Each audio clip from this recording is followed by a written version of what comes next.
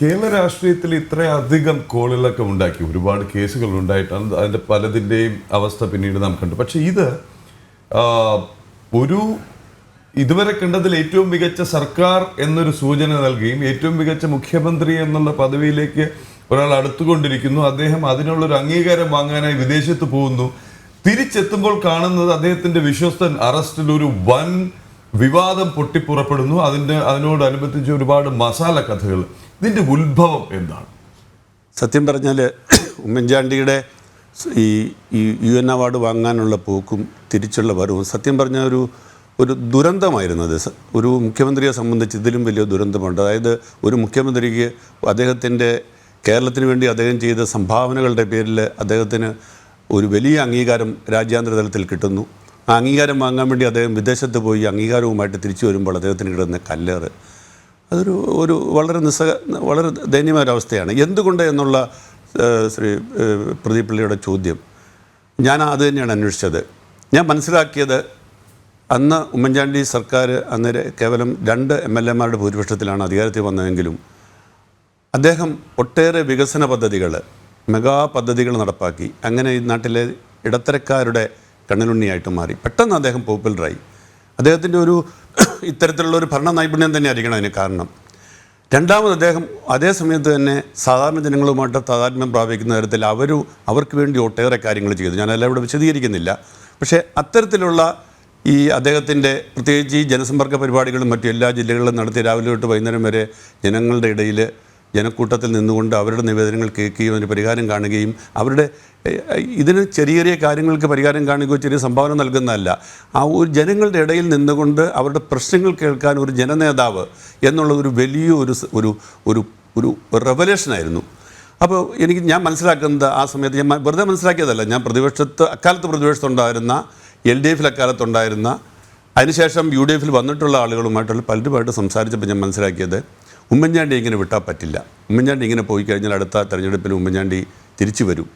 അതുകൊണ്ട് ഉമ്മൻചാണ്ടിയെ എതിർക്കണം എന്നുള്ള ഒരു ചിന്ത വന്നു. രാഷ്ട്രീയമായിട്ട് അവരതിനെ തകർക്കാൻ തീരുമാനിച്ചു.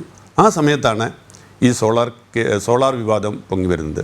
സ്വാഭാവികമായിട്ടും ഭരണപക്ഷത്തുള്ള ചില ആളുകളും അതിനെ സഹായിച്ചു, ഇല്ല എന്ന് പറയുന്നില്ല. അത് അവരുടെ അധികാരം ലഭ്യതയ്ക്ക് വേണ്ടിയോ അല്ല അവരാഗ്രഹിച്ച ചില കസാരകൾ കിട്ടാത്തതിൻ്റെ പേരിൽ ഒക്കെ ഘടകകക്ഷിയിൽപ്പെട്ട ചില ആളുകളൊക്കെ ഇതിനകത്ത് കൂട്ടുന്നു. എല്ലാവർക്കും അറിയാവുന്ന കാര്യമാണ്. അല്ല, ഇത് പറഞ്ഞു വരുമ്പോഴാണ് ഇതൊരു നിർണായക ഇതിലേക്ക് അതല്ലെങ്കിൽ ഇതൊരു വിശ്വാസ്യത കൈവരുന്നത് ഭരണപക്ഷത്ത് അല്ലെങ്കിൽ ഒപ്പം നിൽക്കുന്നുവെന്ന് അദ്ദേഹം ധരിച്ച Shri Ganesh Kumar, Shri R Balakrishna Pillai, Shri PC George എന്നിവർ രഹസ്യമായി വഹിച്ച പങ്ക് ഇന്ന് പരസ്യമാണ്. അതിൻ്റെ പ്രകോപനം എന്ത്? ഇവരെന്താ ചെയ്തത്? സത്യത്തിൽ ഇവർക്കാർക്കും ഉമ്മൻചാണ്ടിയോട് വ്യക്തിപരമായിട്ടുള്ള വിദ്വേഷമൊന്നും ഉണ്ടായിരുന്നെന്ന് തോന്നുന്നില്ല. കാലത്ത് അവർക്ക് ഉമ്മൻചാണ്ടി എന്നുള്ള നേതാവിനോട് സ്നേഹം തന്നെയായിരുന്നു. പക്ഷേ അധികാരത്തിന് വേണ്ടിയുള്ള ആഗ്രഹമാണ് ഇവരെല്ലാം. അധികാരം നഷ്ടപ്പെട്ടതിൻ്റെ പേരിലുള്ള വേദനയാണ് ഇവരെല്ലാം ഇത്തരം കാര്യങ്ങൾ ചെയ്യിച്ചതെന്നാണ് ഞാൻ കരുതുന്നത്. അത് ആദ്യം ഇത് സംബന്ധിച്ചുള്ള ആരോപണം വരുന്നത് മുഖ്യമന്ത്രിയുടെ ഓഫീസിലുള്ള അദ്ദേഹത്തിൻ്റെ പേഴ്സണൽ സ്റ്റാഫിൽപ്പെട്ട 1-2 പേരുമായിട്ട് ഒരു സ്ത്രീ നിരന്തരം ഫോണിൽ ബന്ധപ്പെട്ടു. ആ സ്ത്രീ ആ സമയത്ത് പെട്ടെന്ന് വാർത്തയിലേക്ക് വന്നത് സരിത S. നായർ എന്ന് പറയുന്ന ആ സ്ത്രീ പെട്ടെന്ന് വാർത്തയിലേക്ക് വന്നത് അവർ ഒരു തട്ടിപ്പ് കേസിൽ അറസ്റ്റ് ചെയ്യപ്പെട്ടു. ഈ അറസ്റ്റിനെ തുടർന്ന് ഈ പേരുകൾ പുറത്തു വരുന്നു. ആ പേരുകൾ വന്നതിൻ്റെ പശ്ചാത്തലമൊക്കെ പുസ്തകത്തിൽ വിവരിക്കുന്നുണ്ട്. അപ്പോൾ ഈ 2-3 പേഴ്സണൽ സ്റ്റാഫുമായി ഇവർ സംസാരിച്ചിരുന്നു നിരന്തരം എന്നുള്ള ഒറ്റ കാരണത്തിൻ്റെ പുറത്ത് പിന്നീടുണ്ടാകുന്ന കഥകൾ ഈ സ്ത്രീ അദ്ദേഹത്തിൻ്റെ മുഖ്യമന്ത്രിയുടെ ഓഫീസിലും ക്ലിഫ് ഹൗസിലൊക്കെ നിരന്തര സന്ദർശകയായിരുന്നു എന്ന ഒരു കഥ അങ്ങുണ്ടാകുകയാണ്.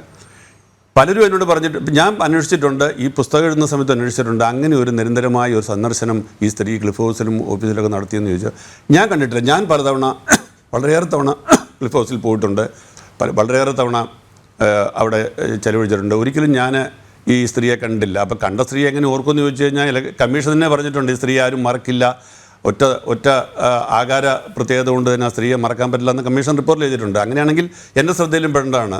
ഞാൻ കണ്ടിട്ടില്ല. ഞാൻ പലരോടും ചോദിച്ചു, അവരാരും കണ്ടിട്ടില്ല. പിന്നെ എങ്ങനെ ഈ കഥ വന്നു ചോദിച്ചാൽ ആ കഥ എങ്ങനെ ഉണ്ടായി? ആ കഥ പ്രതിപക്ഷം കൃത്യമായിട്ട് ഏറ്റെടുത്തു. അവർ അതിൻ്റെ പുറത്ത് വീണ്ടും കഥകളുണ്ടാക്കി, അഴിമതി ആരോപണങ്ങളുണ്ടാക്കി. ഉമ്മൻചാണ്ടിയുമായിട്ട് ഈ സ്ത്രീ പലപ്പോഴും സംസാരിച്ചിട്ടുണ്ട് എന്നും അവിടെ പോകാറുണ്ടായിരുന്നു എന്നും എന്ന് മാത്രമല്ല ഈ ഉമ്മൻചാണ്ടിയുടെ പേഴ്സണൽ സ്റ്റാഫുമായിട്ട് ഈ സ്ത്രീ സംസാരിച്ച മണിക്കൂറുകൾ നീണ്ട സംഭാഷണമൊക്കെ ഉമ്മൻചാണ്ടിയുമായിട്ട് സംസാരിച്ചാണ്. ഇതൊന്നും സാധ്യമല്ലെന്ന് എല്ലാവർക്കും അറിയാം. കാരണം ഉമ്മൻചാണ്ടിക്ക് ഒരു ഫോണിൽ ഒരു 10-20 സെക്കൻഡിൽ മിനിറ്റ് കൂടുതൽ ഒരാളോട് സംസാരിക്കാൻ പറ്റത്തില്ല. അപ്പോൾ അടുത്ത കോൾ വരും. അങ്ങനെയുള്ള ഉമ്മൻചാണ്ടി ഈ സ്ത്രീയുമായിട്ട് മണിക്കൂറുകൾ സംസാരിച്ചു എന്ന് വരെ കഥകളുണ്ടായി. ഇതൊന്നും അറിയാൻ വയ്യാത്ത കുറേ പേർ അതൊക്കെ വിശ്വസിച്ചു. പിന്നെ ഇത്തരത്തിലുള്ള ശ്രീ പ്രദീപ് പിള്ളയ്ക്ക് അറിയാവുന്നത് പോലെ ക്രൈം, സെക്സ്, അഴിമതി ഇത്തരം കാര്യങ്ങളിലൊക്കെ കൂട്ടിച്ചേരുമ്പോഴത്തേക്ക് പെട്ടെന്ന് സെൻസേഷനിലാവും, ആളിക്കത്തും. അങ്ങനെ ഒരു സാഹചര്യത്തിൽ പിന്നെ ഉമ്മൻചാണ്ടി എൻ്റെ അഭിപ്രായത്തിൽ അദ്ദേഹം പല കാര്യങ്ങളിലും വളരെ ഉദാസീന മനസ്കനാണ്. സ്വന്തം തനിക്കെതിരെ വരുന്ന ആരോപണങ്ങൾ തടയാനോ അതിനെ എതിർക്കാനോ അതിനെ സമയങ്ങളിൽ സ്റ്റോപ്പ് ചെയ്യാനോ ഒന്നും ഒരു ശ്രമവുമില്ല. അതൊക്കെ വരട്ടെ, അത് വന്നു കഴിഞ്ഞാൽ അതിന് പൊക്കോളും. ഞാനൊരു തെറ്റും ചെയ്തിട്ടില്ല എന്നുള്ള ഒരു ചിന്ത ഭരിച്ചിരുന്ന ഒരു നേതാവ്, അതിൻ്റെയും കൂടി ഒരു പിന്നെ പ്രതിഫലനമാണ് വാസ്തവത്തിൽ ഇതിനകത്ത് ഉണ്ടായത്.